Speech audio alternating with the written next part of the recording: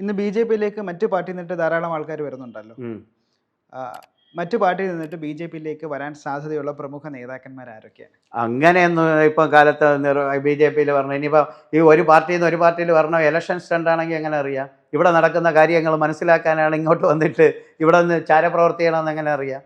അതൊന്നും പറയാൻ പറ്റില്ല. അതൊക്കെ സ്റ്റേബിളൊന്നും അല്ല. ഇതിനകത്ത് കള്ളത്തനം. കലിയുഗത്തിൽ സൈലൻറ്റ് കില്ലർമാരുള്ള ലോകമാണ്. കലിയുഗം എന്ന് പറയുന്നതിന് സൈലൻറ്റ് കില്ലർമാരാണ്. ഏറ്റവും കൂടുതൽ ഭവ്യത കാണിക്കുന്നവൻ, ഏറ്റവും കൂടുതൽ ഇതായിട്ട് കാണിക്കണേ, അവനെ നമ്മൾ സൂക്ഷിക്കണം. നമ്മളെ മുഖത്ത് നോക്കി നാലെണ്ണം പറഞ്ഞാൽ അവനെ നമുക്ക് വിശ്വസിക്കാം. അതാണ് ഞാൻ പഠിച്ച ശാസ്ത്രം. ചിലരിവിടെ വന്നിരുന്ന് എൻ്റെ അടുത്ത് സാർ ദൈവത്തെ പോലെയാണ്, അങ്ങനെയാണ്, ഇങ്ങനെയാണെന്നൊക്കെ പറയും. ഞാൻ കണ്ണടയും. എൻ്റെ ബാഹ്യപടം ഞാൻ ശ്രദ്ധിക്കില്ല, ആന്തരിക പടമാണ് ഞാൻ നോക്കുന്നത്. ഞാൻ എൻ്റെ അടുത്ത് പറഞ്ഞ്, അവൻ എന്നെ ഒരു ചീത്ത വിളിച്ചിട്ടാണ് അവിടെ ഇരുന്നത്. ഞാൻ പറഞ്ഞു, ഈ മൈരൻ്റെ മുമ്പ് വന്ന് ഇരുന്നല്ലോ എന്ന് പറഞ്ഞിട്ടാണ് ഇരുന്നത്.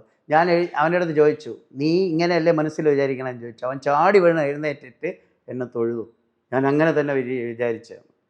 അതായത് ഞാൻ നിരീശ്വരവാദിയാണ്, സാറിനെ ഒന്ന് പരീക്ഷിക്കാമെന്ന് വിചാരിച്ചു. ഞാൻ പറഞ്ഞു, അതിന് നീ വളർന്നില്ല സാറിനെ പരീക്ഷിക്കാൻ. ഞാൻ നിൻ്റെ ബാഹ്യപടം കണ്ട് വീഴുമെന്ന് വിചാരിക്കല്ലേ, ഞാൻ നിൻ്റെ ആന്തരിക പടമാണ് കാണുന്നത്.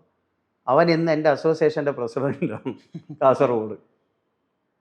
അവരങ്ങനെ പറഞ്ഞു. അതായത് അങ്ങനെ ഒരാളുണ്ടെങ്കിൽ ഞാൻ അയാൾക്ക് അടിമയാവുമെന്നാണ് അവൻ അവസാനം എൻ്റെ അടുത്ത് പറഞ്ഞിട്ട് പോയത്. അപ്പോൾ എല്ലാം തെങ്ങിനും കമ്പൂനും വരെ ക്ലാപ്പിടാൻ പറ്റില്ല. ആർക്കാണ് അതിൻ്റെ ഏതെന്ന് പറയാൻ പറ്റില്ല. നമ്മൾ 10 ജയിച്ചാലും 11ാമത്തെ അടുത്ത് ഭഗവാൻ വരും. ഇവൻ 10 വരെ പറ്റിച്ച്. അപ്പോൾ ഇനി അവന് ശക്തനായ ഒരുത്തനെ കൊണ്ടു കൊടുക്കണം. അവൻ്റെ ഒന്നും ഇവന് കിട്ടുമ്പോൾ ശരിയാവും. അതാണ് ഭഗവാൻ. The man propose the God